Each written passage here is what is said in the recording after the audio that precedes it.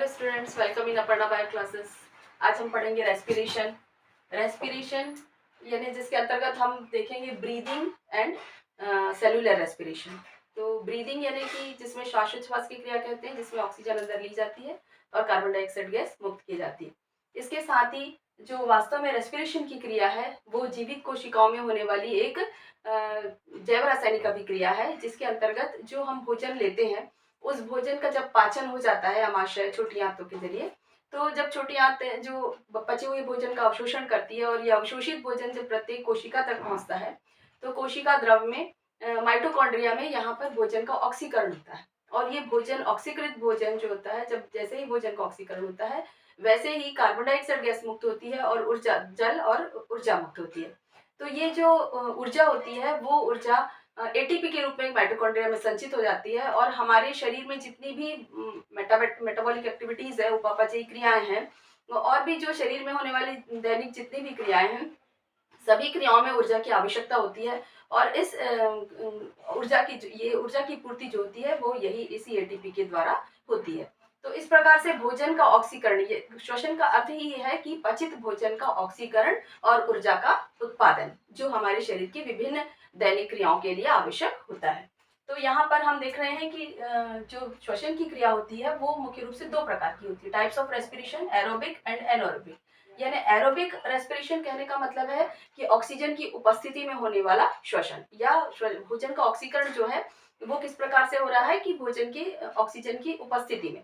तो सेकंड वाला होता है एनोरोबिक, यानी कि ऐसा श्वसन जिसमें कि ऑक्सीजन की उपस्थिति आवश्यक नहीं है या ऑक्सीजन उसको पर्याप्त मात्रा में नहीं मिल पाती है। इसलिए ये एरोबिक रेस्पिरेशन जो होता है वो पूर्ण ऑक्सीकरण है, भोजन का पूर्ण ऑक्सीकरण है। जबकि एनोरोबिक जो होता है श्वसन, उसमें भोजन का अपूर्ण ऑक्सीकरण होता है।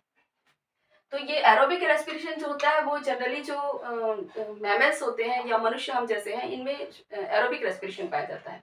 और एरोबिक रेस्पिरेशन में जो हम भोजन ले रहे हैं, जैसे हमने कार्बोहाइड्रेट लिया C6H12O6, ये ऑक्सीजन की प्रेजेंस में 6CO2 ये इसका ऑक्सीकरण होगा। ऑक्सीडाइज होने के बाद ये क्या के बनाएगा, 6 मॉलिक्यूल्स कार्बन डाइऑक्साइड के बनाएगा, 6 मॉलिक्यूल्स वाटर के बनाएगा और साथ में 38 एटीपी एनर्जी निकलेगी, एटीपी के रूप में संचित होगी, यानी 686 किलो कैलोरी एनर्जी रिलीज होती है। तो ये तो ऊर्जा जो है एटीपी के रूप में हमारे माइटोकॉन्ड्रिया में संचित हो जाती है और ये जो कार्बन डाइऑक्साइड और जलवाष्प है ये श्वसन के थ्रू, निःश्वसन के थ्रू शरीर से बाहर मुक्त कर दिया जाता है।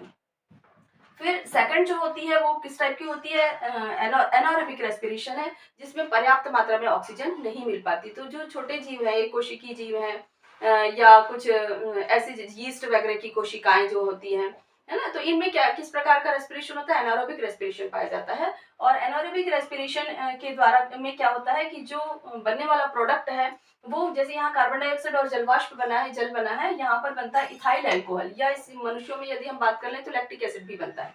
तो ethyl alcohol plus carbon dioxide plus ATP बना, और केवल 2 एटीपी बना और कितना 21 किलो कैलोरी ऊर्जा मुक्त हुई। तो यहाँ पर 38 एटीपी थे, जबकि यहाँ पर सिर्फ 2 एटीपी एनर्जी रिलीज हुई, यानी कि ऊर्जा की मात्रा कैसी होगी, काफी कम हो गई। कार्बन डाइऑक्साइड की मात्रा भी यहाँ पर कम हो गई, यहाँ केवल 2 मॉलिक्यूल्स हैं इसके, और साथ में क्या बना, इथाइल अल्कोहल। तो जो फर्मेंटेशन की क्रिया हम जिसमें जो बोलते हैं, जो हम इडली ढोकला वगैरह जो फर्मेंटेड फूड खाते हैं, उसमें भी चूंकि यीस्ट कोशिका पनपती है, इसलिए उसमें भी इसी प्रकार का एनारोबिक रेस्पिरेशन ही होता है।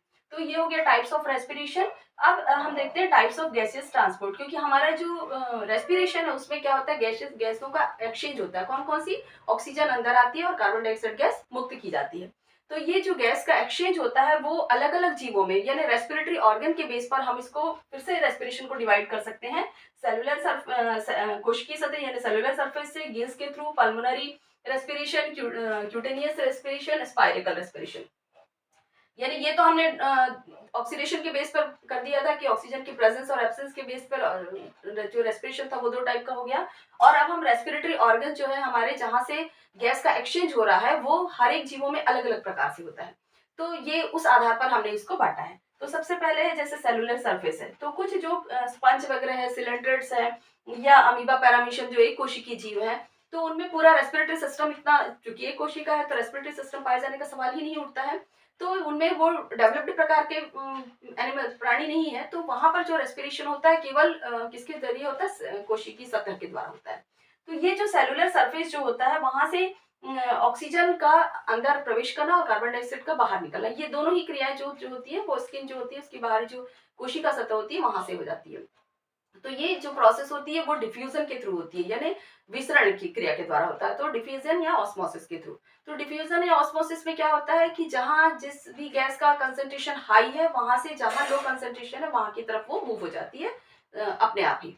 तो जैसे यदि अमीबा की हम बात करते हैं तो एक अमीबा की कोशिका है, बाहर यदि वायुमंडल में ऑक्सीजन की कंसंट्रेशन अधिक है, अमीबा की सेल के अंदर ऑक्सीजन का कंसंट्रेशन कम है, तो automatically higher concentration to lower concentration ये ऑक्सीजन अंदर प्रवेश कर जाती है।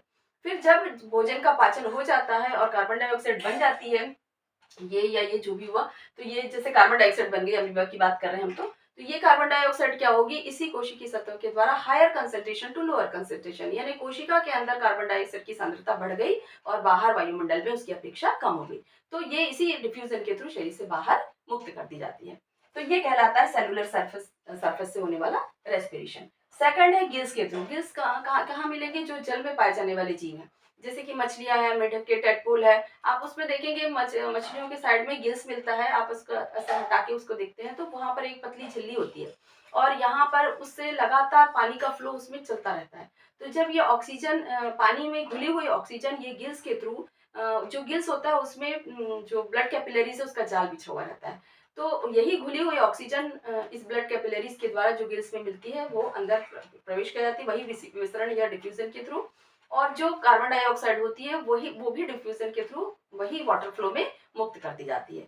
तो ऐसे करके विसरण के या डिफ्यूजन के थ्रू ही गिल्स में भी गिल्स के द्वारा भी जलीय जीवों में इसकी रेस्पिरेशन की प्रोसेस चलती है।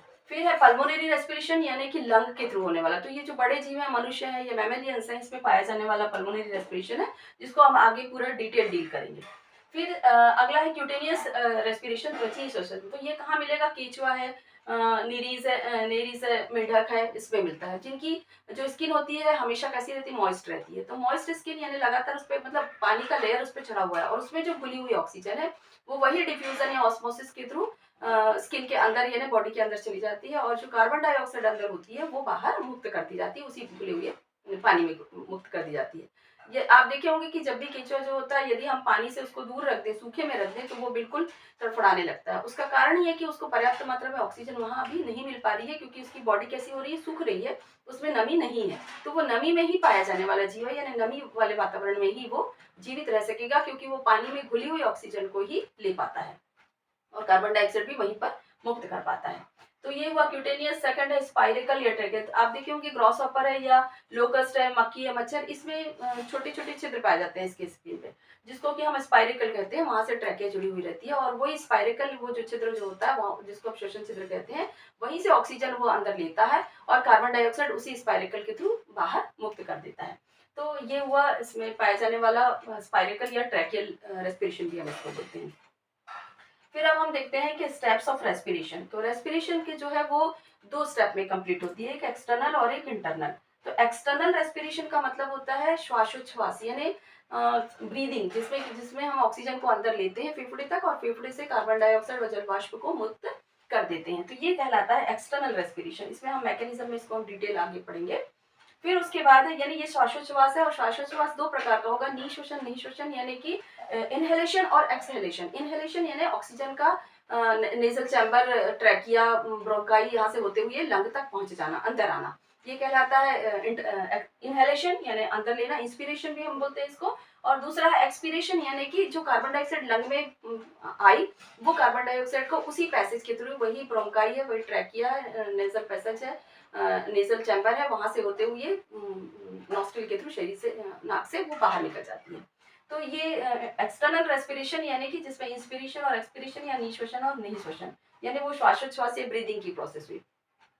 सेकंड स्टेप है इंटरनल रेस्पिरेशन। इंटरनल रेस्पिरेशन यानी कि वही भोजन के का पाचन, यानी भोजन का ऑक्सीकरण और ऑक्सीकरण के थ्रू ये जो इंटरनल रेस्पिरेशन है, इसमें ये दोनों में से कोई भी प्रोसेस हो सकती है, एरोबिक हो या एनारोबिक हो। यहाँ पर यानी जो पचा हुआ भोजन है, जैसे ही जो ब्लड फ्लो के थ्रू ऑक्सीजन प्रवेश करता है कोशिकाओं तक, तो कोशिकाओं तक पहुंचने के बाद यही ऑक्सीजन जो होता है उस भोज्य पदार्थ का ऑक्सीकरण करता है और ऊर्जा मुक्त करता है, साथ में कार्बन डाइऑक्साइड और जलवाष्प भी बनती है। या एनारोबिक कंडीशन है तो इथाइल अल्कोहल और कार्बन डाइऑक्साइड बनी। यदि हम मनुष्य की बात करते हैं तो इथाइल अल्कोहल की जगह में लैक्टिक एसिड और कार्बन डाइऑक्साइड भी बनती है।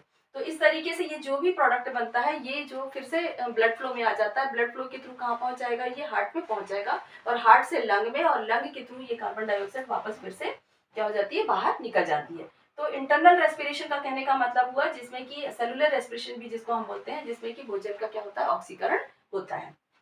तो ये 2 स्टेप्स में कंप्लीट होती है। अब इसके बाद हम देखेंगे मैकेनिज्म ऑफ रेस्पिरेशन, और मैकेनिज्म ऑफ रेस्पिरेशन से पहले हम देख लेते हैं कि ह्यूमन रेस्पिरेटरी सिस्टम क्या है और ह्यूमन रेस्पिरेटरी सिस्टम में कौन कौन से रेस्पिरेटरी ऑर्गन पार्टिसिपेट करते हैं और किस प्रकार से ये होते हैं।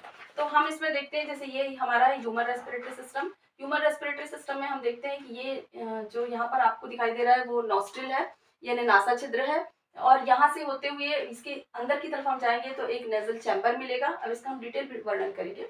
नेजल चैम्बर है, नेजल चैम्बर से आगे आप देखेंगे तो यहाँ पर फेरिंग्स होगा, फिर लैरिंग्स होगा, ग्लॉटिस है ना, फिर वो आगे बना ट्रैकिया।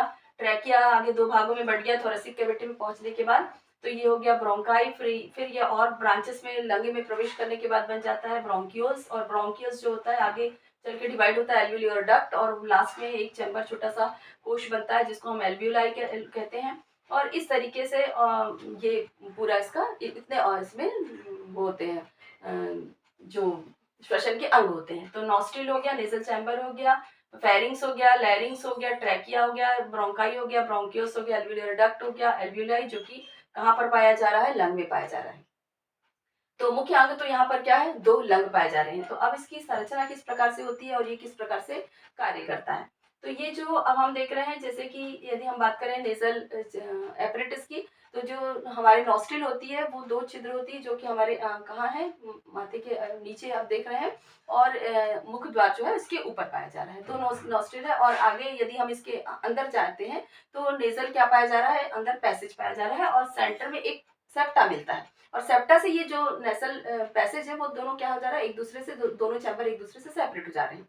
इसके अंदर आप देखेंगे तो बारीक बारीक हेयर मिल रहे हैं, और साथ में म्यूसिलेजिनस एक एपिथेलियल लेयर होती है जिसमें से म्यूसिलेज स्रावित होता रहता है, जो उसको नम और चिकना बनाए रखता है। तो जब हम ऑक्सीजन अंदर लेते हैं तो जो ऑक्सीजन के साथ साथ और भी दूसरी चीजें हमारे नाक में प्रवेश कर जाती हैं, जैसे धूल के कण है, कुछ धुआं है, कोई पराग के कण है, या अवांछित कोई भी पदार्थ अंदर प्रवेश कर जाता है।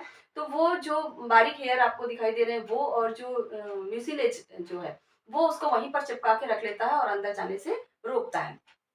फिर वही जब हम आगे बढ़ जाते हैं तो ये किस क्या होता है, फिर फेरिस पहुंच जाता है। अब ये जो आगे जो स्ट्रक्चर है वो क्या कहलाता है, फेरिस। मतलब जो नेजल चैम्बर कहाँ खुल रही है, फेरिंग्स में खुल रही है। अब फेरिंग्स जो है वो आगे हम देखते हैं, फेरिंग्स के आगे लैरिंग्स मिल रहा है, और इसके बीच में एक मिलता है ग्लॉटिस संरचना मिलती है। तो जो फेरिंग्स जो है वो फेरिंग्स भी हम देखेंगे तो उसमें ऑरोफेरिंग्स है, नेसोफेरिंग्स है ना, और लैरिंगोफेरिंग्स है। तो 3 पार्ट में वो डिवाइड रहती है। अब ये फेरिंग्स जो है वो जो लैरिंग्स है नीचे, लैरिंग्स यानी कंठ द्वार जिसको हम एडम एप्पल भी कहते हैं, ये जो हमारा बीच की हड्डी जैसे गोल बड़ी दिखती है ना, ये लैरिंग्स है, इसको हम कंठ द्वार भी बोलते हैं। तो यहाँ पर इसके ऊपर जो होता है एक एपिग्लोटिस, एक फ्लैप लाइक स्ट्रक्चर होता है कार्टिलेज का बना हुआ, जो उसको ढक करके रखता है। जब हम भोजन को निगलते हैं तो उस समय में हम वो उसको क्या करता है, बंद कर देता है, ताकि ट्रैकिया में भोजन के कण प्रवेश न करने पाए। यदि कभी भूल से वो प्रवेश कर भी जाते हैं तो तुरंत हमको क्या होता है, ठसका आता है और वो चीजें बाहर तुरंत ही निकल जाती है।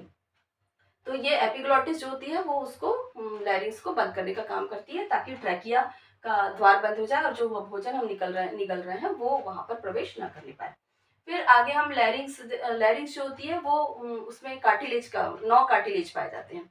अब 9 कार्टिलेज पाए जाते हैं, मतलब उपास्थियां मिलती हैं, और ये उपास्थियां जो होती हैं 3 पेयर्ड होती हैं और 3 जो होती है अनपेयर्ड होती हैं।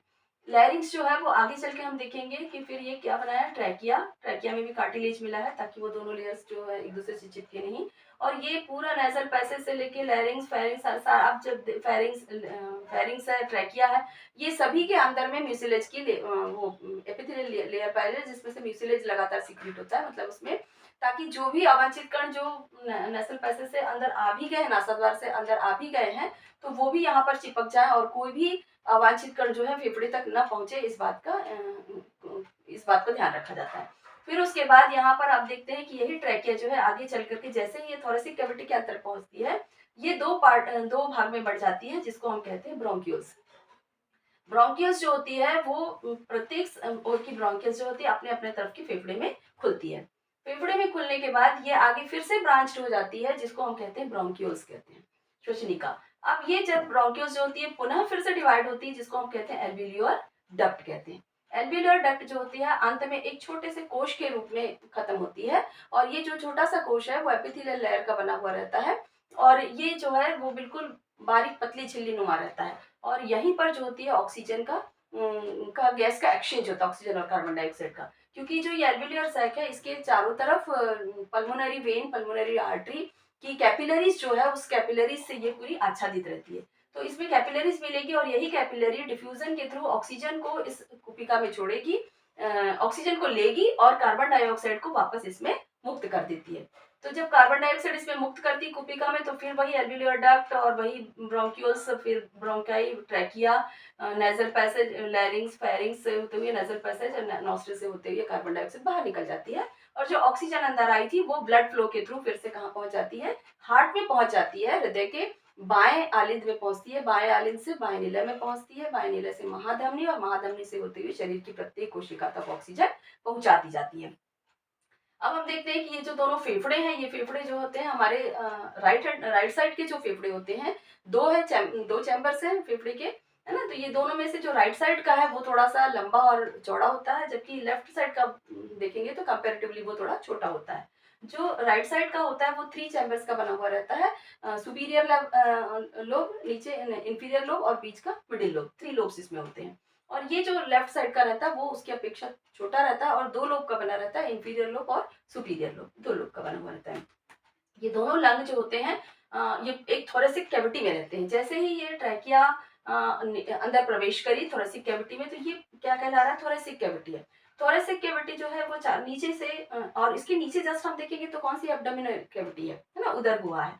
तो ये वक्ष गुहा हो गया या उदर गुहा हुआ, यानी थोरेसिक कैविटी और एब्डोमिनल कैविटी, ये दोनों कैविटी जो है एक सेप्टा से, मस्कुलर सेप्टा से एक दूसरे से सेपरेट रहते हैं। ये मस्कुलर सेप्टा जो होता है डायफ्राम कहलाता है।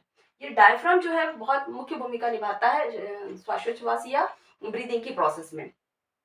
अब ये जो है इस तरीके से थोरेसिक कैविटी और एब्डोमिनल कैविटी एक दूसरे से बिल्कुल सेपरेट हो गए। अब हम देखते हैं कि जैसे ही ये चूंकि ये तो हमारे क्या हो गया, रेस्पिरेटरी ऑर्गन हो गए। रेस्पिरेटरी ऑर्गन के अलावा भी रेस्पिरेशन में हेल्प करने वाले कुछ और अंग हैं या कुछ और पार्ट्स हैं, वो कौन कौन से हैं। तो हम देखते हैं कि इसके चारों तरफ जो थोरेसिक कैविटी में है 12 जोड़ी जो होते हैं, ये दिखाई दे रही है, देखिए रिब्स, ये जो साइड में हमारी पाई जा रही है, ये 12 जोड़ी रिब्स पाई जाती है जो कि फेफड़े को चारों तरफ से कवर की हुई रहती है। और सामने की तरफ हम देखेंगे तो स्टर्नम एक जो है बोन है, वो स्टर्नम पाई जा रही है। पीछे की ओर हम देखेंगे तो वो बैकबोन जो हो रही है वो है, और नीचे की तरफ हम देख रहे हैं कि डायफ्राम। तो इस तरीके से पूरा जो लंग है वो एक थोरेसिक कैविटी चारों तरफ से बंद है ना। पीछे आप देख रहे हैं बैकबोन है, सामने की तरफ स्टर्नम है, साइड में पूरी पसलियां हैं और पसलियों को जोड़ इंटरकोस्टल मसल्स है जो पसलियों को आपस में जोड़े कर रखी है, और नीचे की तरफ क्या है, डायफ्राम है। तो पूरा एक बंद पूरा कवर, एक पूरा एक चैम्बर बन जाता है। उस चैम्बर के अंदर ये हार्ट रहता है, लंग रहता है, और लंग के बीच में यहीं पर हार्ट भी रहता है, थोरेसिक कैविटी में ही हार्ट भी रहता है। तो ये इस तरीके से क्या हो गया कि ये इसको एक आच्छादित करता है जो उसकी सुरक्षा का काम भी करता है। तो ये जो जितने भी रिब्स हैं ये इसको चारों तरफ से घेरी हुई हैं, और सारी रिब्स जो है वो इंटरकोस्टल मसल्स के द्वारा एक दूसरे से जुड़ी हुई रहती हैं। तो ये इसका वो हो गया, देखिए नेजल कैविटी है ना, ये माउथ है, एपिग्लोटिस है, लैरिंग्स है ना, ट्रैकिया है। अब ये देख लेते हैं हम, जो ये लंग पाया जा रहा है, लंग जो है चारों तरफ से 2 मेम्ब्रेन से घिरा हुआ रहता है, डबल लेयर्ड वॉल से घिरा रहता है, जिसको कि हम कहते हैं प्लूरल मेम्ब्रेन कहते हैं। ये चारों तरफ से ये देखिए डबल लेयर्ड मेम्ब्रेन है, ये प्लूरल मेम्ब्रेन कहलाती है। ये एक कैविटी के अंदर पूरी बंद रहती है, जिसको कि हम प्लूरल कैविटी कहते हैं। प्लूरल कैविटी भी 2 मेम्ब्रेन से मिलकर के बनी रहती है, बाहर की तरफ और अंदर की तरफ। तो विसरल है और प्लूरल है ना। और ये दोनों जो मेम्ब्रेन है उस मेम्ब्रेन के बीच में एक लिक्विड या फ्लूइड पाया जाता है।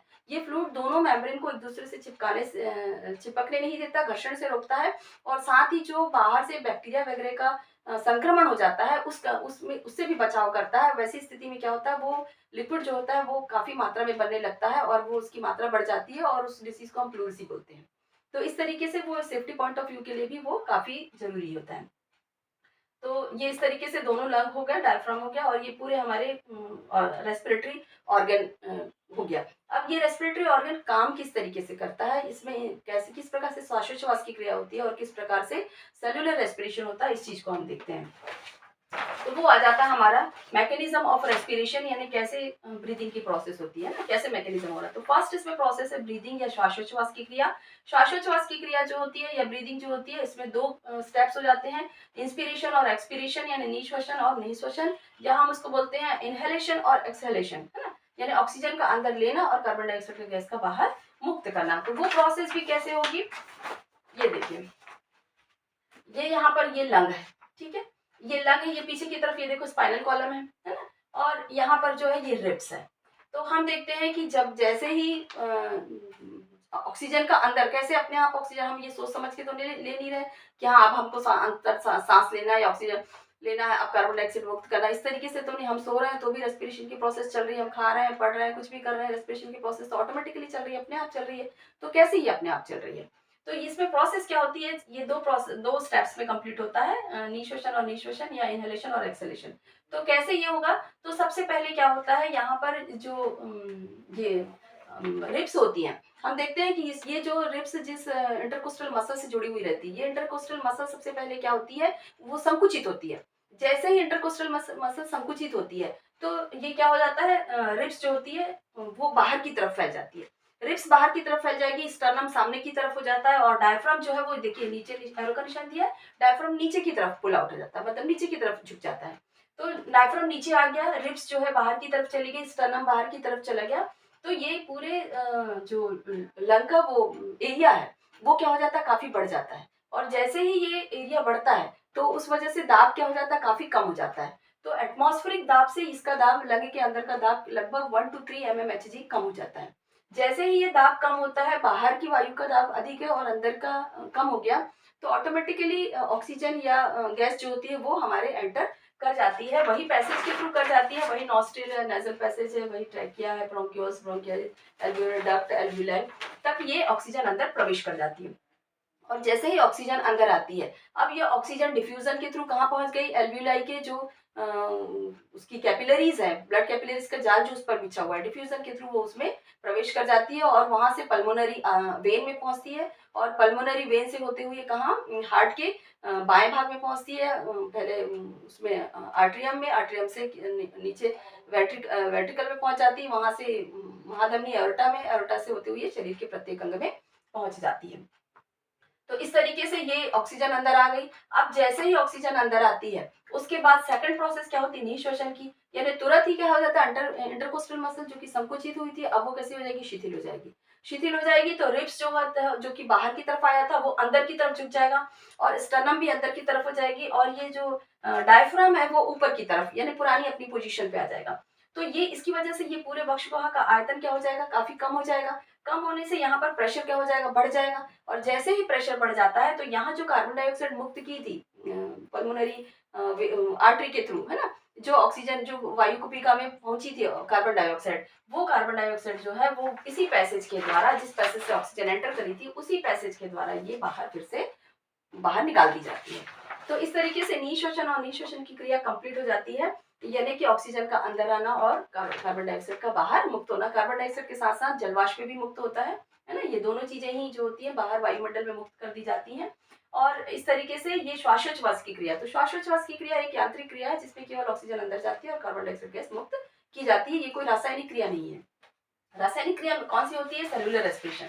तो ये फर्स्ट हुआ मैकेनिज्म है ब्रीदिंग, श्वासोच्छ्वास। सेकंड आता है गैसियस ट्रांसपोर्ट इन ब्लड, यानी कि गैसों का किस प्रकार से ब्लड में ट्रांसपोर्ट होता है।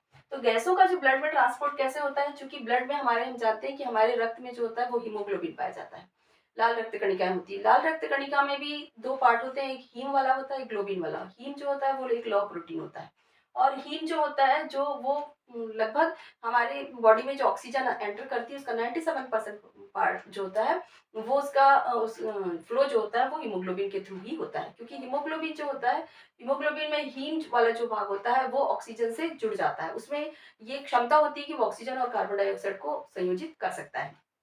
और संयोजित करके वो ब्लड फ्लो में आता है और ब्लड फ्लो के थ्रू कहाँ पहुंच जाता है, शरीर की प्रत्येक कोशिका तक पहुंच जाता है। तो ये हीमोग्लोबिन जो है जब ऑक्सीजन के कांटेक्ट में आता है तो क्या बनाता है, HbO2 यानी हीमोग्लोबिन, ऑक्सी हीमोग्लोबिन बनाता है। ये 1 से 4 ऑक्सीजन से जुड़ने की क्षमता रखता है। फिर ये ऑक्सीजन से संयोग करेगा HbO4, फिर ऑक्सीजन से संयोग करेगा HbO6, फिर करेगा और HbO2, मतलब HbO8 तक बनाने की क्षमता रखता है। ये कहलाया ऑक्सी हीमोग्लोबिन। ये ऑक्सी हीमोग्लोबिन जो है जैसे ही ऑक्सीजन फेफड़े में मिली, ऑक्सीजन के साथ हीमोग्लोबिन संयुक्त हुआ, कुपिकाओं में जो कैपिलरीज है वहां तक पहुंचा, वहां से पल्मोनरी आर्टरी में पहुंचा और पल्मोनरी वेन में पहुंचा, पल्मोनरी वेन से कहाँ पहुंच गया, हार्ट में पहुंचा, हार्ट के कौन से वाले भाग में, बाएं भाग में, आलिंद में, फिर आलिंद से नियर निलय, निलय से महाधमनी और महाधमनी से शरीर की प्रत्येक कोशिका में पहुंच जाता है। और इसका संयोजन काफी ढीला संयोजन होता है। जैसे ही ये कोशिका तक पहुंचता है ये तुरंत ब्रेक डाउन हो जाता है और हीमोग्लोबिन अलग हो जाता है और ऑक्सीजन सेपरेट हो जाती है। ऑक्सीजन जहां पर की ऑक्सीजन की मात्रा कोशिकाओं में चूंकि कम होती है, सांद्रता कम होती है और हीमोग्लोबिन रक्त में अधिक है, तो वो कहाँ पहुंच जाती है, कोशिका तक। और ऑक्सीजन में जैसे ही कोशिका में पहुंचती है पचे हुए भोजन का ऑक्सीकरण होता है और कार्बन डाइऑक्साइड गैस मुक्त होती है। अब ये कार्बन डाइऑक्साइड को फिर से जो है हीमोग्लोबिन वो संयोजित कर लेता है और बना लेता है कार्बोक्सी हीमोग्लोबिन। फिर से उसी ब्लड के थ्रू वैसे ही हार्ट के थ्रू यानी महाशिरा, महाशिरा से दायां दायां नीलय, फिर फुफ्फुस शिरा, फुफ्फुस धमनी, फुफ्फुस धमनी से फेफड़े में वापस फिर से कार्बोक्सी हीमोग्लोबिन आ जाता है और वहां फिर से ब्रेक डाउन हो जाता है, हीमोग्लोबिन अलग हो जाता है, कार्बन डाइऑक्साइड मुक्त कर दी जाती है कुपिका में और वहां से होते हुए वही पैसेज से ब्रोंकियोल्स, ब्रोंकिया ट्रैकिया और नेजल पैसेज से वो बाहर मुक्त कर दी जाती है। परंतु जो कार्बोक्सी हीमोग्लोबिन का रक्त परिवहन होता है या उसका परिवहन जो है, कार्बन डाइऑक्साइड का जो परिवहन है, केवल कार्बोक्सी हीमोग्लोबिन के रूप में नहीं होता है, बल्कि वो कार्बोनिक एसिड के रूप में भी होता है और सोडियम बाइकार्बोनेट के रूप में भी होता है। जो कार्बोक्सी हीमोग्लोबिन के रूप में कार्बन डाइऑक्साइड का फ्लो होता है वो केवल, या परिवहन होता है वो केवल 15 से 20% होता है। बाकी 80 to 85% सोडियम बाइकार्बोनेट के रूप में होता है। कुछ प्लाज्मा में घुलित अवस्था में कार्बन डाइऑक्साइड जल में घुल करके कार्बोनिक एसिड बनाता है, वो भी ब्लड फ्लो में आ जाता है और वो वापस कहाँ, लंग में छोड़ दिया जाता है। तो वो ये काफी कम मात्रा में होता है और ज्यादातर जो कार्बन डाइऑक्साइड का संचरण है या परिवहन है वो कार्बोनेट के रूप में होता है। तो जो हमारे रक्त में सोडियम और पोटेशियम के लवण होते हैं उसके साथ ये संयोग करता है, यानी H2O plus CO2 plus sodium carbonate या पोटेशियम कार्बोनेट, और क्या बना लेता है, सोडियम बाइकार्बोनेट या सोडियम पोटेशियम बाइकार्बोनेट। ये पोटेशियम बाइकार्बोनेट फिर से लंग में फ्री करके कार्बन डाइऑक्साइड को फ्री करता है और फिर से वही उसी पैसेज के थ्रू वो कार्बन डाइऑक्साइड बाहर मुक्त कर दी जाती है। तो ये हुआ तुम्हारा आपका गैसियस ट्रांसपोर्ट इन ब्लड। और थर्ड होता है सेलुलर रेस्पिरेशन। सेलुलर रेस्पिरेशन के अंतर्गत आता है, में 3 स्टेप्स होती है, glycolysis, oxidation of pyruvic acid और electron transport system. Cellular respiration में वही चीज है, ये आगे ये काफी डिटेल है, इसको हम किसी और चैप्टर में इसको कंप्लीट कर लेंगे। तो जो भोज्य पदार्थ है वो पहले वो बनाएगा, ग्लूकोज बनाएगा, उससे पायरुविक एसिड बनेगा, फिर उससे फिर एटीपी का निर्माण होगा इलेक्ट्रॉन ट्रांसपोर्ट सिस्टम के थ्रू।